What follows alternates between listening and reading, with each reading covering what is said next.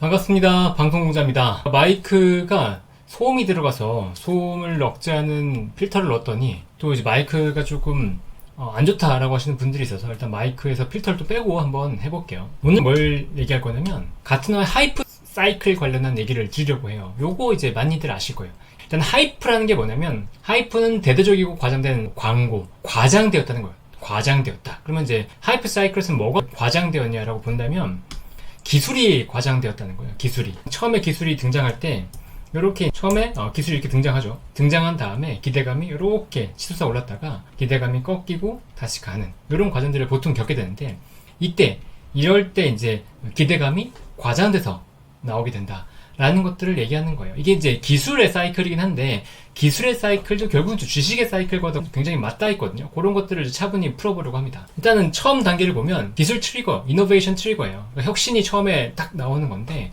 새로운 기술이 개발되어서 관심을 받는 단계입니다. 얼마 전에 우리가 초전도체에 대해서도 관심을 가졌었고 로봇도 관심을 갖고 있죠. 자율주행도 대표적으로 이제 이런 초기 단계에 있는 기술이라고 보시면 될 것 같고요. 예전에는 뭐 OLED도 그런 기술이었고 그 전으로 본다 그러면 LCD도 그런 기술이었을 거예요. 옛날로 생각해 본다 그러면 자동차도 그런 기술이었을 거고 철도도 옛날에는 이런 기술 트리거 과정을 거쳤을 겁니다. 그리고 처음에 이런 기술이 딱 나오기 시작하면 이 기술이 관심을 받기 시작하고 그리고 나서 이 초기 성공 사례들이 발생하기 시작해요.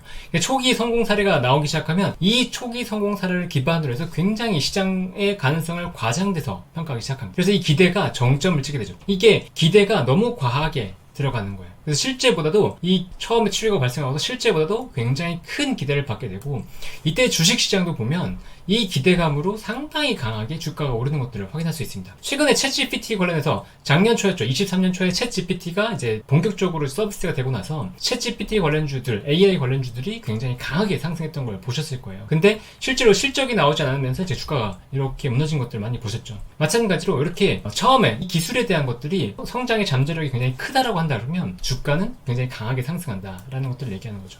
그리고 나서 실제 이 초반의 사례가 생각보다 그게 그 하나의 기업의 사례였다거나 아니면 이런 경우들이 굉장히 많아요. 초반에 사업을 산다 그러면 프라이스가 어떻게 되겠어요? 가격. 이 프라이스가 굉장히 높게 형성이 됩니다.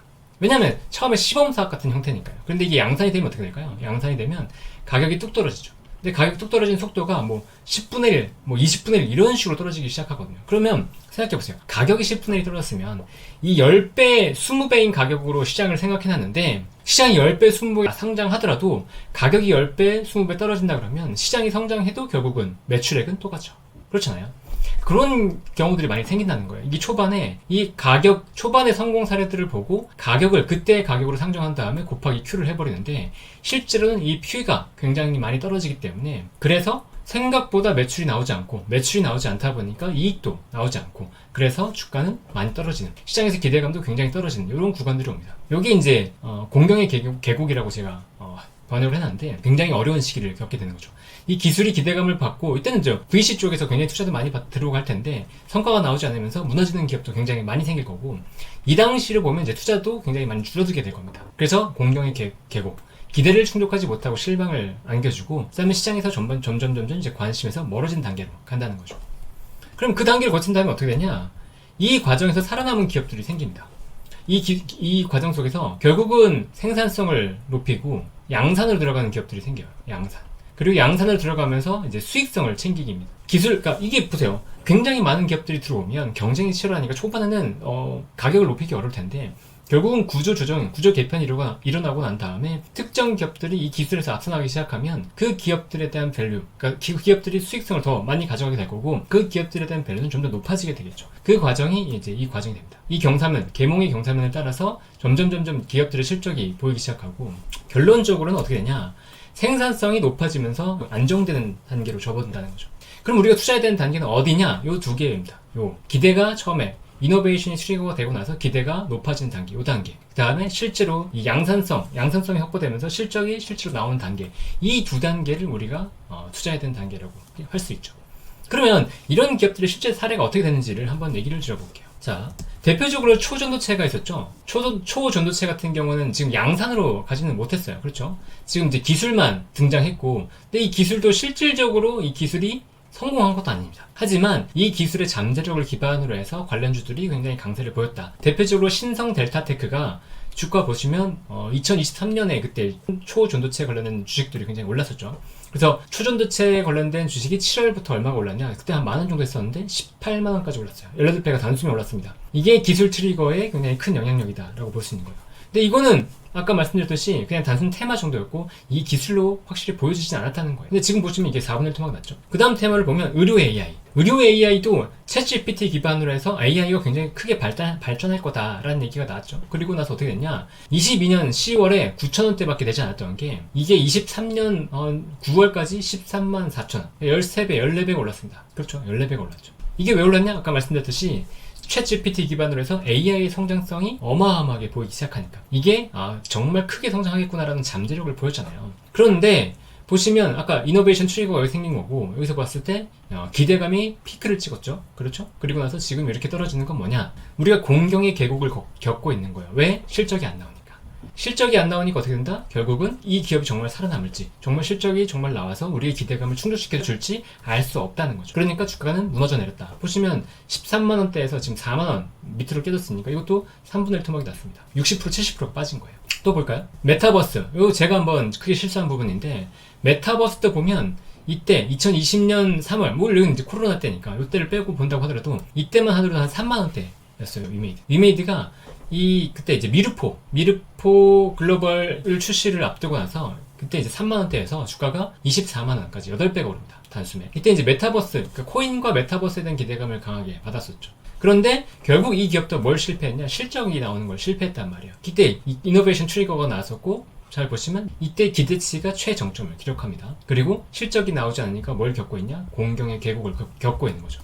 그리고 나서 이런 기업들이 무조건 계몽의 경사면을 겪느냐? 아니라는 거예요. 그 기업 중에서 경쟁력이 있고 정말 살아남아서 실적이 나오는 기업들이 계몽의 경사면을 겪으면서 실적이 좋아지고 결국 주가도 가는 건데 지금 위메이드는 보이지 못했죠. 살짝 이 부분에서 나타나는 듯 했지만 결국은 실적으로 연결시키지 못하면서 주가는 무너지는 모습이 나왔습니다. 그러니까 이 1단계에서 2단계 가는 거 오케이. 근데 2단계에서 3단계는 대부분 가죠. 그리고 3단계에서 4단계는 다 가는 건 아니라는 거예요. 그렇죠? 그걸 명심하고 꼭 보셔야 됩니다. 그리고 보면 태양광도 보면 이제 OCI 그때 동양제철화학이었어요. 동양제철화. 2000년대 중반부터 이 회사가 굉장히 주목을 받기 시작했는데 그때 뭘 했냐? 태양광이 될 것 같으니까 나는 폴리실리콘을 하겠어. 그래서 폴리실리콘을 사업을 시작을 합니다. 근데 아까 말씀드렸던 것처럼 초반에 가격이 어때요? 가격이 굉장히 세다 보니까 이 가격 기반으로 해서 이 회사가 실적이 굉장히 잘 나왔어요. 초반에. 그러다 보니까 주가는 이렇게 날아가 버렸죠. 2011년까지 52만원. 보시면 11,000원대였으니까 50배 가까이 오릅니다. 어마어마한 상승을 보였죠. 그리고 나서 주가는 박살이 났습니다. 아까 말씀드렸던 것처럼 처음에 기술 트리거가 생기고 그 다음에 여기서 뭐가 생겼냐? 정점이 났다는 거예요. 기술에 대한 기대감이 정점이 나오고 프라이스가 결국 폴리실리콘 프라이스가 꺾이고 실적이 안 나오다 보니까 뭐가 나오냐? 공경의 계곡이 나오는 거죠. 그리고 나서 아까 말씀드렸던 것처럼 계몽의 경사면 이후에 생산성의 고원까지 가야 되는데 태양광이 그것까지 가는 건 실패했다는 거죠. 이게 계몽의 경사면을 겪긴 했어요. 이게 회사가 망하진 않고 결국 사업을 유지하긴 했으니까. 하지만 주가는 회복하지 못했다는 거예요. 물론 단기에 반등이 나오긴 합니다. 보시면 단기에 뭐 주가가 아마 2배 정도 오르기니까 이것만 하더라도 오르긴 한 건데 그래도 이 고점을 회복하지 못하죠. 보세요. 그러면 태양광 시장이 성장하지 않았냐? 제가 가장 많이 이제 2차전지 얼마 전에 영상 찍었잖아요. 2차전지 영상에서 가장 많이 얘기 들었던 게 뭐냐면 너 시장을 관가하고 있어. 2차전지가 얼마나 크게 성장하는데 2차전지 산업이 성장하는데 너는 왜 2차전지 업체들을 그렇게 디스카운트를 하는 거야. 잘 보세요. 첫 번째 이유는 시장이 성장하는 게 기업이 성장하는 게 아니라는 거예요. 산업이 성장하는 게 기업의 성장으로 바로 이어지진 않는다. 일단 태양광을 보면 2009년에 보세요. 7.7기가와트 시장에서 2018년에 86기가와트, 지금은 한 140기가, 150기가 이 정도의 시장으로 성장을 했단 말이에요. 그런데도 불구하고 OCI가 저렇게 주도를 하면서 시장이 성장했냐고요. 매출과 이익이 그렇게 성장을 했냐고요. 못했다는 거죠. 경쟁 업체들이 들어오고 다른 업체들이 치고받고 하면서 결국은 OCI 경쟁력은 떨어졌어요. 그리고 결과적으로는 태양광 폴리실리콘 쪽을 많이 접어버렸죠. 이해되세요? 그러니까 산업의 성장이 기업의 성장으로 반드시 연결되는 건 아니다 라는 걸 이해되는 거예요. 그런데 왜 빠졌냐? 아까 말씀드렸죠. 폴리실리콘 가격이 이렇게 빠져버리니까 결국은 못 버티고 시장이 안 됐다라는 거예요. 그럼 2차전지는 이렇게까지 가격이 빠질 건 아니지 않냐? 뭐 그럴 수 있죠. 뭐 배터리에 들어가는 원재료, 뭐 니켈, 코발트, 망간 이런 것들이 가격이 뭐 일단 높으니까 이게 좀 떨어진다고 하더라도 원가가 이렇게까지 급격하게 떨어지는 않을 거다, 이렇게 볼 수는 있습니다. 그러면 나중에 뭐 실적이 나오면서 결국은 반등이 나올 수 있다, 이렇게 얘기할 수 있겠죠. 저는 뭐 반등의 가능성 계속 얘기 드리고 있고 반등을 할 수 있다라고는 얘기 드리고 있잖아요. 그런데 이게 과연 전 고점을 넘었어, 이렇게 지금 기대치가 이렇게 올라갔다가 빠졌는데 이게 이 고점을 넘어설 만큼의 정말 실적을 보여줄 거는 봐야 된다는 거죠. 지켜봐야 된다. 그 다음은 NC소프트입니다. NC소프트는 좀 특이한 사례인데 다른 사례예요. 요 기대가 이제 어떻게 밸류에이션을 바꾸는지를 얘기 드리는 건데, NC소프트 같은 경우에 보시면 2008년에 어떤 일이 있었냐면 그때 이제 리니지 게임을 하다가 아이온이라는 게임이 출시됐어요. 그러면서 실적도 나오고 밸류에이션도 올라가는, 실적도 나오고 이제 이익도 나오는 구간이 됐죠. 근데 그때는 보면은 이 PER 밸류에이션이 좀 떨어집니다. 이후에 실적 성장이 나오니까 어떻게 되냐, 매출 성장이 나오니까 이때는 이제 PER 밸류에이션이 올라가는 상황이 됐죠. 근데 NC소프트가 요때 주목해봐야 돼요. 요때 이제 리니지 M 기반으로 해서 모바일 게임 성장이 가파르게 나왔고, 그러면서 시장의 기대감이 또 강하게 붙었던 시기였죠. 그리고 보시면 매출과 영업이익이 이렇게 우상향하는 그런 그림이 나옵니다. 그러니까 이런 회사는 어떻게 되냐, PR 밸류에이션이 지금 25배 밑에 있다가 20배, 30배 이렇게 올라가는 거예요. PR 밸류에이션도 올라가고 실적도 올라가니까 주가가 얼마가 돼요? 100만원까지 올라가죠. 이때만 보더라도 뭐 10만원, 20만원대 이렇게 머물다가 단숨에 이제 뭐 5배 이상, 10배까지 이렇게 올라가는 겁니다. 그런데 반대로 이 회사들은 어떻게 나오냐, 주가가 빠지잖아요. 주가가 이렇게 빠져버리면, 실적이 이렇게 무너져버리면 결국 PER 밸류에이션 내려오고, 이 실적 무너지는 거, PER 밸류에이션 내려오는 거 묶어서 주가가 덤탱이로 빠지는 이런 국면이 된다는 거죠. 그러니까 주가도 항상 보면 어떻게 되냐면 초반에 이런 이노베이션 트리거가 생기고 요 초반에 어떤 특정 기업이 굉장히 과도하게 좋은 실적을 보인다 그러면 이렇게 과도하게 기대감을 붙게 되는 거예요. 그런데 이 기대감이 결국 실적이 나오지 않으면서 요게 몇 배로 빠져버리는 상황이 되는 거죠. 이런 상황을 꼭 이해해야 된다는 거예요. 왜 이렇게 되냐? 아까 말씀드렸듯이 실적이 좋아지면서 밸류도 같이 더블업되고 트리플업되고 하는데, 이게 반대로는 이 실적이 빠지면서 이 실적 빠지는 것만큼 빠지는 게 아니고 이 밸류도 같이 덩달아 빠지기 때문에 주가가 그만큼 더 빠지는 상황이 된다. 그러니까 이노베이션, 이런 기술 트렌드, 이런 테마가 굉장히 강하게 분 이후에 그 이후의 시장 상황을 뭐 이전에 좋았기 때문에 앞으로도 좋을 거다라고 보면서 무조건 강하게 볼 거는 아니라는 거죠. 또 볼까요? 또 이제 뭘 얘기하냐면 이 2차전지는 2차전지 까려고 얘기하는 게 아니고 산업에 대해서 얘기 드리는 거고, 산업의 특성에 대해서 얘기 드리는 거고, 지금 2차전지가 그 국면에 있기 때문에 얘기를 드리는 것 뿐이지, 지금 생각해보시면 이노션, NC소프트, 그다음에 제가 태양광 이런 거 다 얘기 드리는 거잖아요. 그러니까 이런 2차전지에 대해서 얘기 드리는 것들에 대한 반박이다. 그냥 2차전지에 대해서 이제 그분들이 어떻게 편견을 보유하고 있는 걸 수도 있으니까 그런 것들에 대한 얘기다라는 걸 얘기 드리면 될 것 같고요.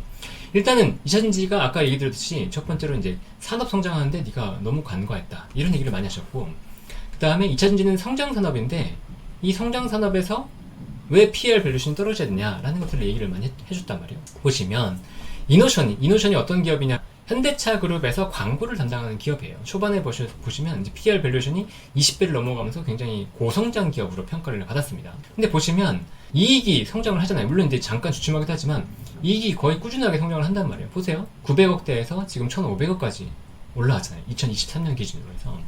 그런데도 불구하고 주가는 밀리죠. 그렇죠? 왜 그러냐? 영업이익의 증가율을 보세요. 일단은 2022년에 영업이익이 거의 증가하지 않고 2023년에도 증가율이 둔화됐죠. 그리고 영업이익률이 9% 중반, 거의 10%에 육박하다가 7.8%, 7.1%까지 떨어졌단 말이에요. 이렇게 매출액이 증가해도 이렇게 영업이익률이 떨어져 버리면 이게 성장에 대한 기대감을 갖기 어렵네 라고 되는 거예요. 그러면서 뭐가 되냐? 보세요. PER 밸류에이션이 이제 20배 이상 되다가 이제는 10배 밑으로 떨어져 버렸죠. 이런 식으로 바뀐다니까요. 시장 자체가 성숙하고 더 이상 성장을 크게 볼 수 없다 그러면 이익이 여기서 올라가는데도 불구하고 이익이 안 증가한 게 아니잖아요. 이익이 증가했음에도 불구하고 PER 밸류에이션이 떨어지면서 주가가 안 된다고요.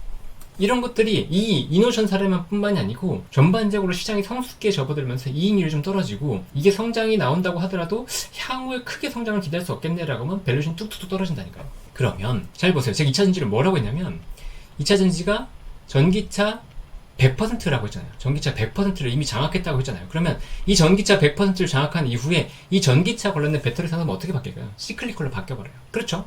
경쟁자가 들어오지 않는 상태에서, 경쟁자가 들어온다 그러면 더 심하게 안 좋을 거고, 경쟁자가 없다는 상태에서 보더라도, 전주에서 보더라도 이거는 뭘로 바뀌냐? 시클리컬로 바뀌어버려요. 그리고 그때 성숙한 산업에서의 밸류에이션은 뚝 떨어지게 돼요. 그러면 나머지 2차전지가 될 거니까, 나머지 2차전지가 너무 크게 성장할 거니까 너는 그거에 대해서 관과했어 라고 한다 그러면 그 시장에서 이 업체들이 굉장히 잘할 거냐 라는 것도 퀘스천이라는 거죠. 그럼 나중에 또 얘기 드릴게요. 또 S1을 한번 볼까요? S1은 여러분 아시죠? 대표적인 보안업체잖아요. 보안. 그런데 이 보안업체가 매출과 이익이 어떻게 되는지 볼까요? 매출 이렇게 쭉 성장하죠. 영업이 잠깐 꺾일 때가 있지만 쭉 성장했죠.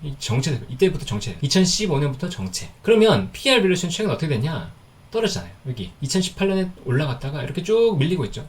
왜 밀리고 있냐? 영업이익이 어떻게 돼요? 역성장이 들어오죠. 2017년, 18년, 19년 역성장 들어오죠. 17년, 18년, 19년 역성장 들어오니까 이때 피크 찍고 내려가 버리는 거예요. 2017년 실적 같은 경우에는 2018년 초에 나오니까 그럼 2018년부터 꼭지 찍고 내려가는 그런 그림이 정확하게 나오는 거죠. 영업이익이 여기서 둔화됐잖아요. 영업이익이 둔화된 게 보이니까 어떻게 됐다? 밸류에이션 자체가 뚝 떨어진다.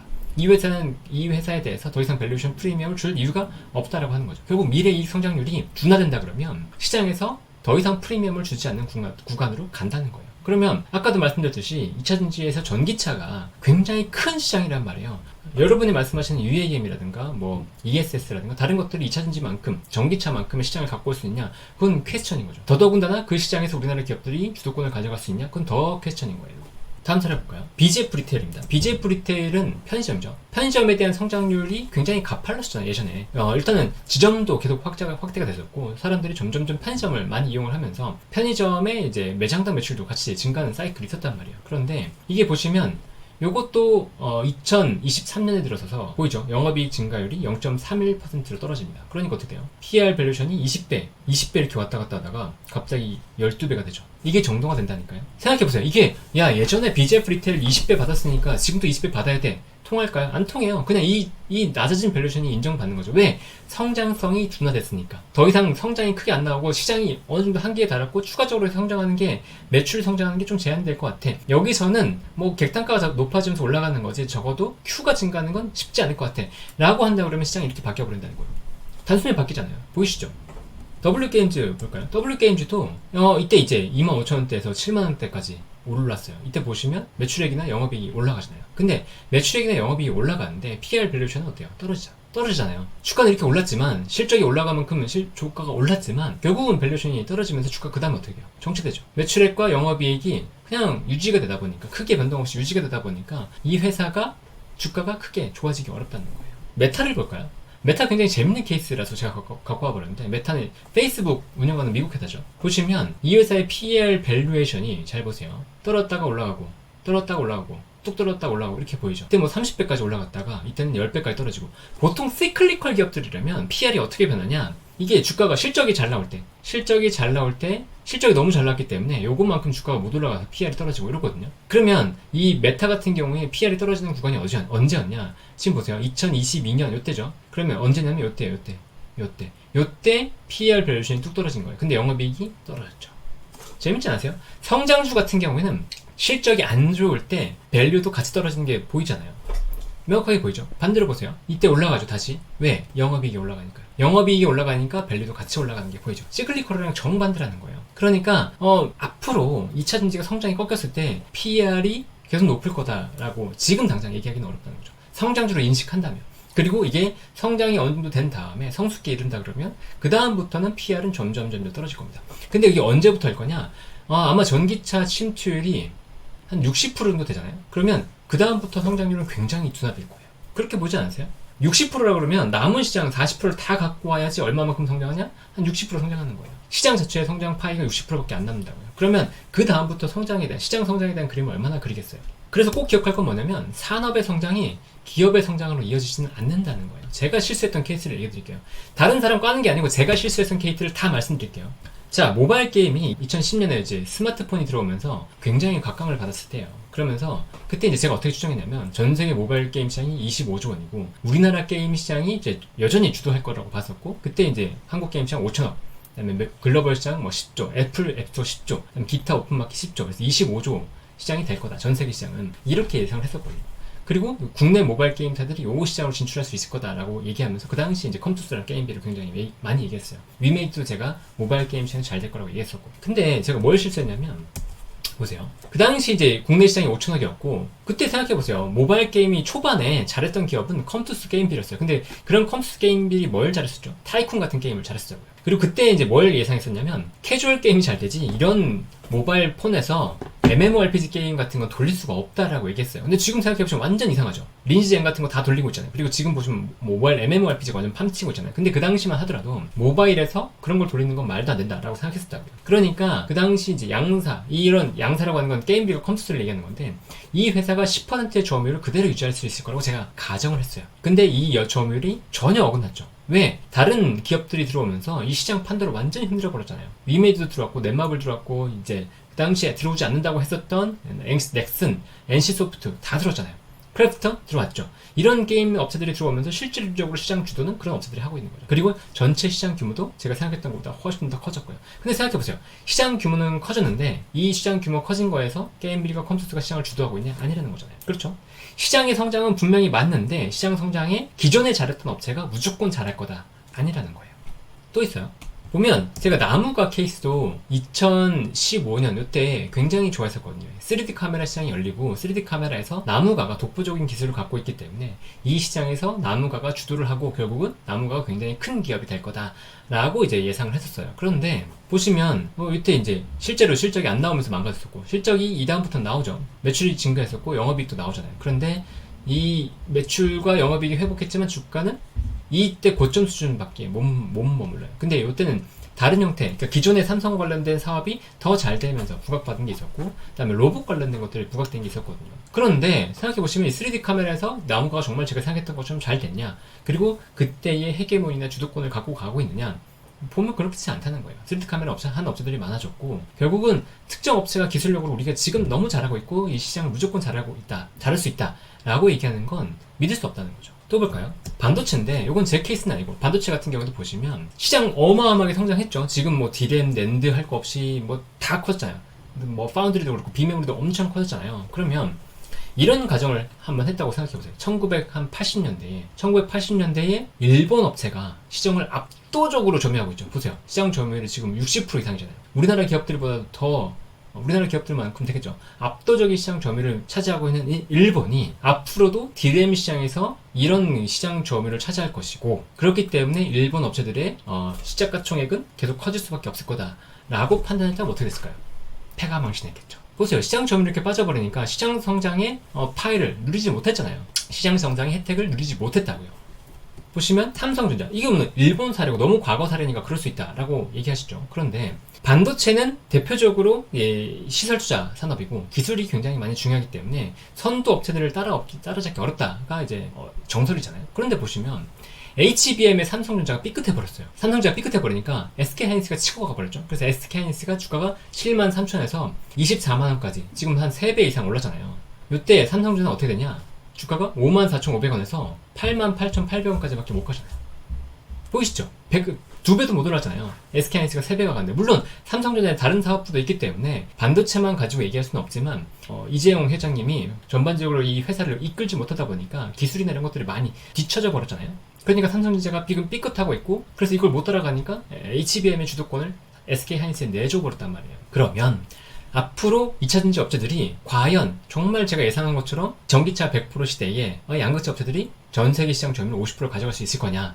이건 퀘스천 마크라는 거죠. 지금은 시설 투자도 하고 기술도 앞서가고 있지만 다른 기술 자체가 표준이 들어온다 그러면, 지금 보세요. HBM, 지금 D램 낸드 기존 거 말고 HBM이 들어와 버리니까 바뀌어버렸죠. 그러니까 마찬가지로 2차 전지에서 또 다른 게 들어올 수 있잖아요. 그때도 우리나라 기업들이 무조건 잘할 거다? 그거는 장담할 수 없어요. 특히나 시설 투자에서 이미 투자를 막대하게 했기 때문에 새로운 시설 투자를 하는 게 더 둔할 수도 있는 거죠. 기업들을 못 따라갈 수도 있는 거예요. 그리고 중국 업체들이 가격 경쟁력으로 치고 들어올 때, 물론 이제 미국과 유럽에서는 견제를 하고 있지만, 못 들어오게 하고 있지만, 이런 배터리가 들어가는 것들은 충분히 가능할 수도 있고, 물론 미국은 안 될 수 있지만 유럽은 될 수도 있고, 그 다음에 계속 얘기 드리지만 중국 시장을 일단 못 먹어요. 다른 업체들이. 그리고 중국 외에 개도국 시장도 중국 업체들이 굉장히 크게 장악을 할 거예요. 왜? 가격 경쟁력이 더 우선이니까요. 그럼 다른 업체들이, 우리나라 업체들이 이 중국의 가격 경쟁력을 따라갈 수 있냐? 못 따라가요. 못 따라가니까 유럽이나 미국에서 관세를 부과하는 거잖아요. 마찬가지예요. 그러니까 중국의 업체들의 주도권이 지금 이 미국과 유럽의 견제 때문에 줄어들 거다라고 보지는 않아요.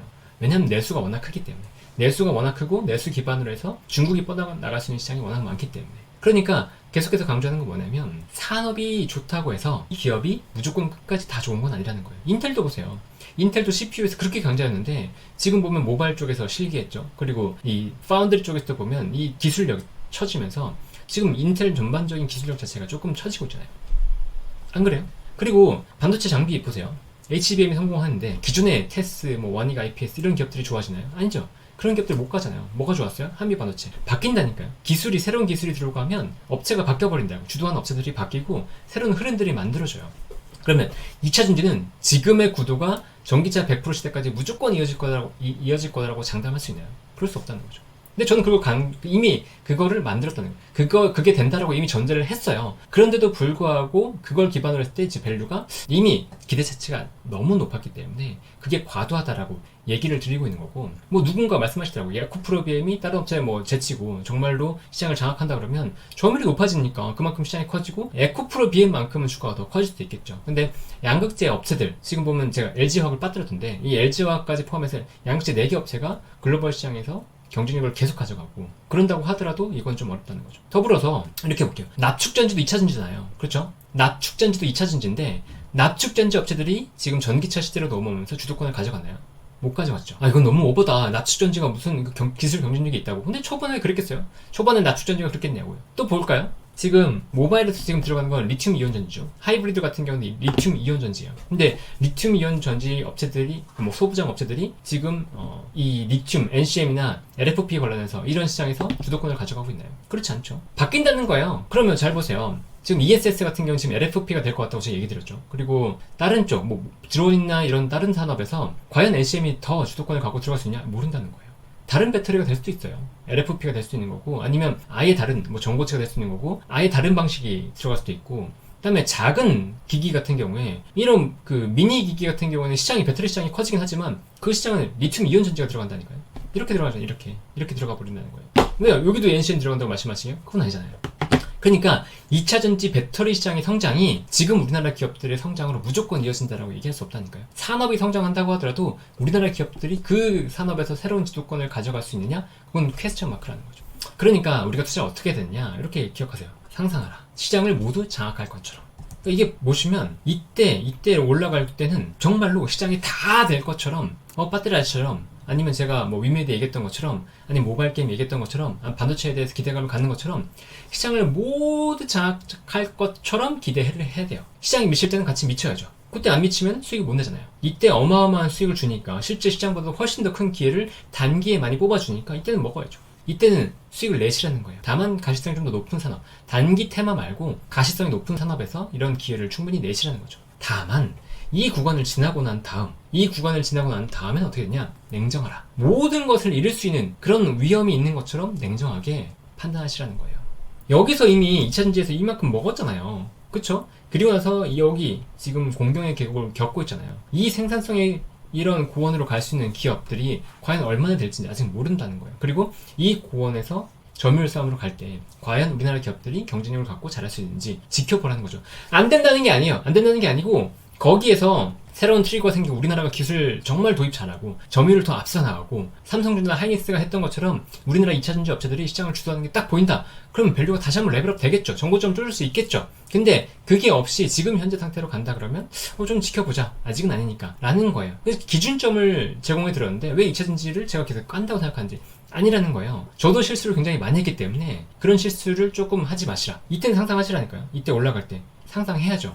이때는 상상하면서 수익을 충분히 내야 되는데, 요게 이 거품이 빠지고 사람들이 냉정할 때는 나도 내 모든 걸 잃을 수 있으니까 냉정하게 판단하고, 그리고 시장이 정말 변하는 상황들을 점검하면서 내 비중을 조절하면서 다가가면 된다. 근데 여기에서 무리하게 투자할 필요는 없는 거잖아요. 그쵸? 근데 지금 이미 어느 정도는 여기까지 왔다. 왜냐면 테슬라가 바닥을 찍었으니까 어느 정도는 공경의 계곡에서 바닥을 찍고 반등이 나올 수 있는 국면은 아닐까, 이런 생각은 듭니다. 하이브리드 사이클을 꼭 기억을 하시고, 기대감이 과도하게 붙을 때 저는 이제 사실 많이 놓쳤던 게 뭐냐면, 이때 테마주니까 테마주는 안 봐 라고 했었는데, 이때도 결국 우리가 수익을 내야 된다는 거죠. 왜냐면 초기 업체들이 누군가는 실적을 내고 뭔가 보여준다는 거예요. 2차전지도 보면 결국 테슬라가 보여주잖아요. 그것 때문에 과도한 기대가 붙었던 거긴 한데, 그런 기대감이 있을 때 우리는 봐야 된다라는 거고, 2차적으로 이때 이제 실적이 나올 때도 같이 봐야 된다. 저는 여기만 주목을 했었지만 지금은 또 이때 이 테마가 정말로 가시성이 있는 산업일 때는 관심을 가져야 되는 게 아닌가라는 생각을 들게 합니다. 어쨌건 여러분들도 이런 걸 참고해서 시장이 이렇게 기대할 수도 있고 기대가 져버린다 그러면 생각보다 빠르게 식고 시장에서 관심이 정말 멀을 수도 있겠구나 라는 걸 꼭 인식하시고 투자에 참고하시면 좋겠습니다. 오늘 얘기는 여기까지고요. 다음에 또 좋은 얘기로 찾아뵙겠습니다. 우리는 내일 더 행복해질 거라고 믿습니다. 여러분 안녕.